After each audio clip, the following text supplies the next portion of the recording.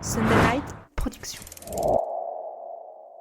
Dans cette capsule, on va s'intéresser avec Lauriane Marquet, notre expert en nutrition sportive, aux meilleures stratégies de ravitaillement en compétition. Un élément stratégique mais pas forcément évident pour tout le monde, c'est parti.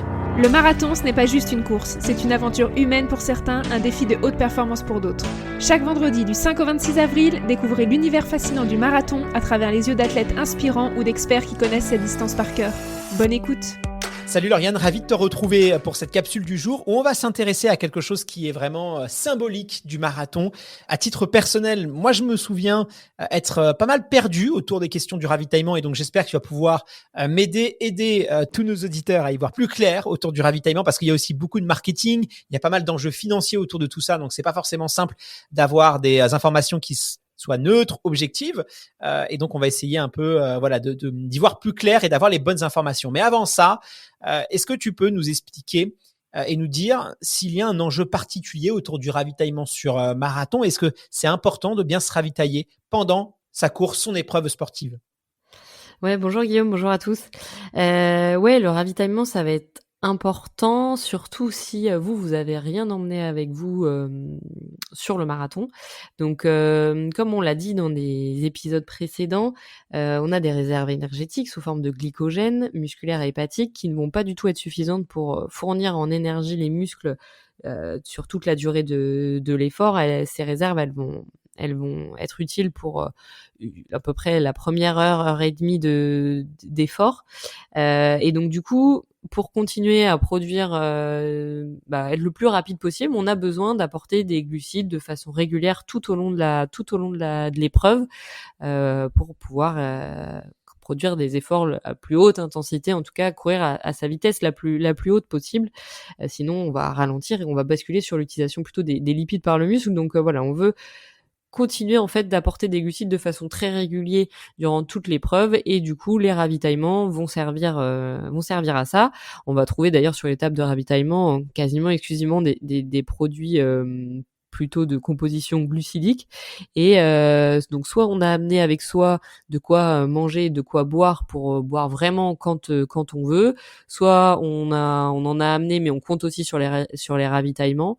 Mais voilà, ça va permettre de fournir, d'apporter de l'énergie de façon régulière aux muscles et aussi de l'hydratation, et ce qui va nous permettre d'aller au bout, d'éviter la fringale, d'éviter le mur du marathon comme on dit, et qui correspond en général au moment où on a justement plus du tout assez de glucides et qu'on tape le mur, donc on rebascule sur les lipides et là forcément on ralentit parce que les lipides ne peuvent pas être mobilisés par l'organisme aussi rapidement que les glucides et du coup on est obligé de ralentir pour pouvoir continuer l'effort. Donc voilà, les ravitaillements vont servir d'apport en glucides régulier du coup tout au long de l'épreuve. Ouais. Alors justement, il existe une multitude de ravitaillements aujourd'hui. Il y a une offre qui est quand même assez variée. Est-ce que tu peux nous expliquer un peu les choix que nous avons, nous, en tant que marathoniens en matière de ravitaillement et nous dire s'il y a des choix qui sont, selon toi, bien sûr, plus judicieux que d'autres? Sur les tables de marathon, vous allez retrouver des aliments qui sont plutôt glucidiques, donc on va plutôt favoriser des choses déjà que vous savez que vous digérez bien. La première chose, c'est que les choses que vous allez manger pendant l'épreuve, c'est des choses que vous avez déjà testées à l'entraînement, notamment sur une sortie longue avec des allures un peu type marathon. C'est vraiment ce genre de séance qui doit vous servir à peaufiner aussi votre stratégie nutritionnelle le jour J, en vous disant quel aliment passe, lesquels finalement je digère pas bien, il me reste un peu sur l'estomac, qu'il faut manger aussi dès le début de l'épreuve et à peu près toutes les 15-20 minutes. Donc c'est essayer aussi de prendre cette habitude-là. Alors quand je dis manger, c'est d'apporter une source de glucides. Donc soit c'est parce qu'on a des boissons énergétiques, soit on mange des aliments plutôt glucidiques. En course à pied, ce qui est un petit peu dur du fait que on a des chocs répétés, c'est qu'il est difficile de mâcher. Donc moi je conseillerais plutôt des aliments plutôt semi-solides, voire liquides, où on n'a pas du tout besoin de mâcher, qui peut du coup gêner la respiration et le rythme de course. Donc plutôt des choses qu'on va vite pouvoir avaler sans avoir à casser un petit peu son rythme. Le chocolat qu'on peut trouver, moi j'y trouve pas forcément d'intérêt, ça va être sucré évidemment, mais ça va être aussi un peu gras, donc un peu difficile à digérer. Pourquoi pas des petits morceaux de banane ou d'agrumes qui peuvent eux fondre un petit peu en bouche et apporter de l'énergie. Moi, je vous conseille plutôt des aliments type pommes-potes, type gel, type pâte de fruits, et éventuellement du coup que vous aurez plutôt avec vous, parce que c'est pas forcément des choses qu'on va trouver sur les tables de ravito. C'est des choses qui prennent pas forcément trop de place, donc qui peuvent être faciles à avoir dans les poches ou dans une petite banane, et profiter du coup des ravitaux pour boire aussi, parce que là c'est peut-être plus difficile de courir avec suffisamment d'eau et suffisamment d'hydratation du coup pour toute la durée de l'épreuve. Alors imaginons maintenant qu'un coureur veut être un peu autonome sur ses ravitaillements. Il va avoir le choix entre des gels, entre des barres, il y a aussi les bowls qui existent. Est-ce que toi, tu recommanderais plutôt un format plutôt qu'un autre? Bah, les barres, ça me paraît un peu compliqué en course à pied, justement, du fait qu'il faille les mâcher. En vélo, par exemple, c'est pas du tout une difficulté, mais en course à pied, ça me paraît un peu plus compliqué. Donc moi, je privilégierais, pardon, plutôt des gels. Les bowls, c'est peut-être un petit peu plus facile à mâcher aussi. Il peut y avoir des gourdes un peu type pomme-pote, ouais, des gourdes de purée de fruits qui peuvent être intéressantes, ou des pâtes de fruits aussi qui peuvent se manger assez facilement. Et donc voilà, plutôt passer sur ces aliments à texture un petit peu plus liquide, qui aura pas besoin de mâcher. Pareil, encore une fois, il faut les avoir testés à l'entraînement, parce que le gel, c'est quand même une texture qui est un petit peu particulière. Ça peut aussi créer un petit peu des maux de ventre si on sait pas le gérer, ou si on consomme, ça apporte beaucoup de sucre d'un coup. Donc essayez peut-être de le morceler en 2 voire 3 fois. Et donc ça, donc plutôt privilégier peut-être un gel qui puisse se refermer, par exemple, parce que sinon on en a un peu plein partout. Mais pourquoi pas essayer de le morceler un petit peu comme ça peut être intéressant. En gros, il faut essayer de manger dès le départ de la course, et toutes les 15-20 minutes, il faut que vous ayez un apport de glucides. Donc soit par la boisson, soit par le gel, soit par une pâte de fruits, soit par un morceau de compote ou de purée de fruits. Donc à vous de trouver les choses aussi qui vous font plaisir et que vous savez digérer, que vous savez manger sans trop de problèmes gastriques. Encore une fois, on teste pas. Ah tiens, ce gel il a l'air super bien au départ. Tiens, je vais goûter ça. Non, non, non, c'est des choses qu'il faut que vous ayez vraiment testé avant à l'entraînement. Et chaque finalement marathonien aura une stratégie nutritionnelle qui lui sera propre le jour de l'épreuve. Est-ce il faut être vigilant à certaines compositions des produits? Est-ce qu'il y a des choses sur lesquelles il faut faire attention? Parce qu'on voit certains gels qui se revendiquent plus naturels, d'autres un peu plus chimiques. Est-ce qu'il y a des choses sur lesquelles on doit être vigilant? Bah, je dirais que les produits qui vont vous mettre en avant qu'il y a des acides aminés ou qu'il y a des vitamines dans le produit, c'est pas du tout ça sur lequel il faut faire attention. C'est pas des choses dont vous allez avoir besoin pendant l'épreuve. Par contre, plutôt des aliments qui vont être riches en sucre, qui vont être riches en sodium. Si vous avez une boisson faible en calories, riche en électrolytes, ça n'a pas du tout d'intérêt. Au contraire, on va chercher du coup à avoir des glucides. En général, une boisson d'effort va vous apporter à peu près entre 30 et 35 grammes de glucides par 500 millilitres. Un gel entre 20 et 25 grammes. Là, on est sur des compositions du coup qui sont bonnes. Prenez des produits aussi dont la liste d'ingrédients est la plus courte possible. Il y a finalement pas besoin de beaucoup de choses dans ces aliments-là. Comme on l'a dit, on cherche plutôt des glucides et des sels minéraux, mais pas plus, pas d'édulcorants, pas de alors des fois on va avoir besoin d'agents de texture ou de conservateurs, mais il y a des produits qui sont un petit peu plus naturels et qui font très très bien le boulot. Donc moins vous aurez de choses dans la composition nutritionnelle, plus ce sera facile du coup à gérer pour votre estomac et votre intestin, et ce sera largement mieux du coup pour votre confort digestif et pour votre performance du coup. Est-ce qu'on doit adapter son ravitaillement en fonction de chaque étape de la course? J'imagine que les aliments qu'on doit consommer au 5e kilomètre ne sont pas les mêmes que ceux qu'on doit consommer au 30e. Bah si, finalement. Finalement, on va essayer d'apporter à peu près entre 30 et 40 grammes de glucides par heure d'épreuve. Donc à vous de compter en fonction des aliments que vous aurez privilégié du coup à avoir avec vous, quelle combinaison va vous permettre d'apporter à peu près 30 grammes de glucides par heure. Donc je l'ai dit, un gel c'est 25 grammes déjà, donc on est entre 20 et 25 grammes, donc on est pas mal. Si on le morcelle, on peut faire 10 grammes, au bout de 20 minutes. Après, enfin la moitié pardon, donc qui apporterait 10 grammes au bout de 20 minutes. On refait la moitié du gel après 40 minutes, et entre-temps on a eu des gorgées aussi de boissons d'effort, et on arrive à peu près à nos 30 grammes par heure.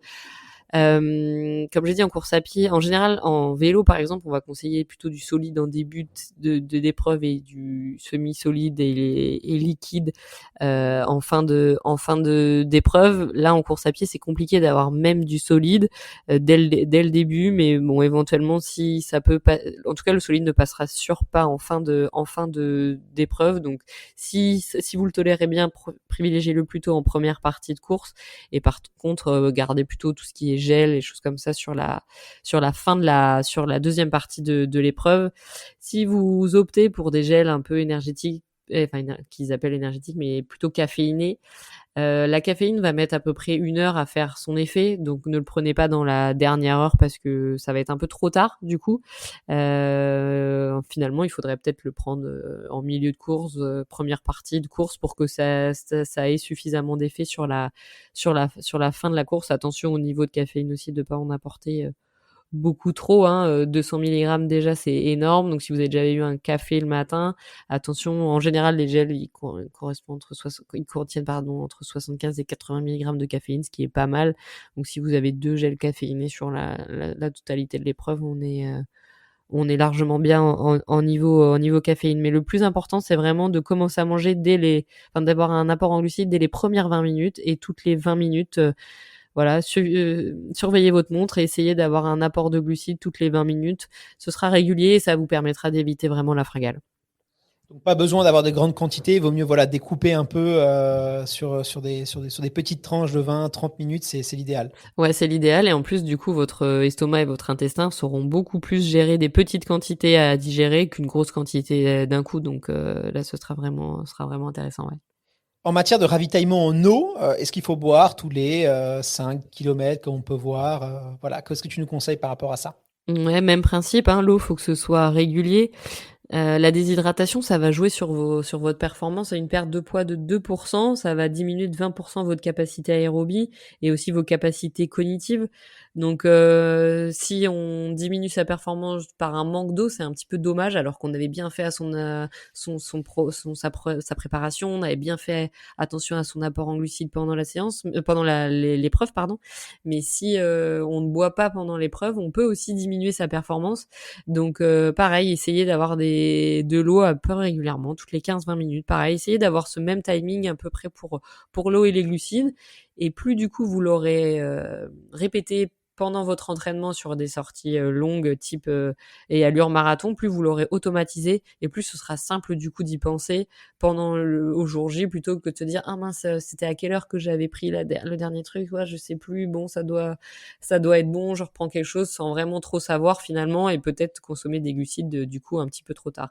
Et n'attendez pas non plus d'avoir faim ou de vous sentir fatigué pour commencer à manger ou à boire, parce que tout ce que vous aurez pas pris sur le début de l'épreuve, vous le rattraperez jamais sur la fin de l'épreuve. Donc vraiment, même si on n'a pas trop faim, il faut commencer à consommer quelque chose dès le début. Ouais. On va s'intéresser maintenant à l'après-course, parce que c'est aussi un élément qui est important. Alors, on peut voir des fois des petites traditions après un marathon. On va aller manger la pizza, le burger dans la brasserie qu'on va trouver proche de la ligne d'arrivée. On a aussi envie de se faire plaisir après, de fêter déjà la fin de ce marathon, de se faire plaisir après 12 semaines, voire 16 semaines de préparation. Est-ce que toi, tu penses que c'est une bonne chose, tout de suite après son marathon, d'aller manger un repas qui est très riche, alors qu'on sait déjà que le record a été mis à rude épreuve pendant l'effort? Ouais, alors c'est sûr que au niveau de la tête, on va se faire un peu un cadeau en se faisant plaisir en mangeant ce type d'aliments que tu as cité. Le système digestif, il il nous remerciera peut-être un petit peu moins.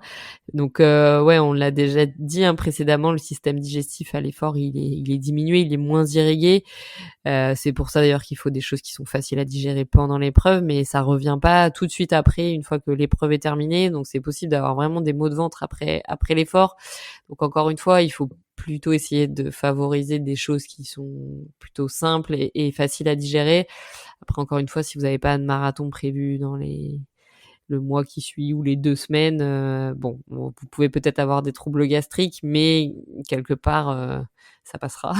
Mais oui, non, effectivement, des aliments qui vont être trop gras, trop riches en fibres, trop importants, en quantité, vous risquez du coup d'avoir peut-être des maux de ventre, et de passer, la fin de journée sur le canapé parce que vous allez avoir, vous aurez eu mal au ventre. Mais plutôt encore des choses très simples et puis, on va rester sur un type de récupération nutritionnelle, donc glucides, protéines et hydratation en priorité.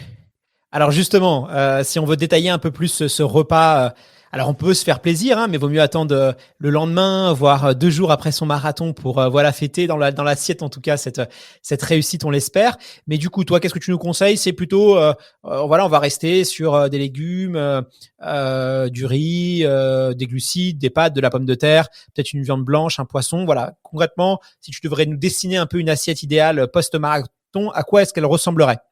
Bah, finalement, elle ressemblerait presque au repas, pré-marathon, de dernier repas de la veille, où là, non plus, on va pas remettre trop de légumes parce que les fibres vont être trop dures à digérer. On en remettra, par exemple, le repas du soir, pour refaire ses apports en vitamines et puis après sur tous les repas qui suivront, ça fera le boulot. Mais un apport, voilà, une viande facile à digérer ou un poisson facile à digérer, riz, pâtes, riche en glucides.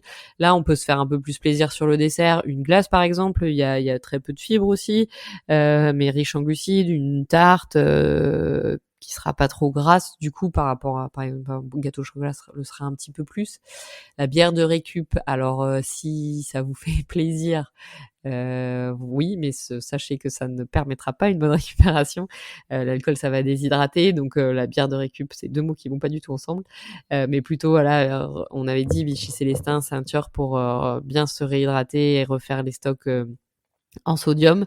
Mais voilà encore un repas finalement qui est assez simple, assez digeste. Peut-être que vous n'aurez pas beaucoup faim à l'issue du marathon, donc peut-être qu'il pourrait être un peu léger, un peu frugal, mais du coup vous permettre une collation un peu plus importante dans l'après-midi et un repas du soir un petit peu plus conséquent, qui fera là peut-être un petit peu plus plaisir parce que le système digestif ira un petit peu mieux.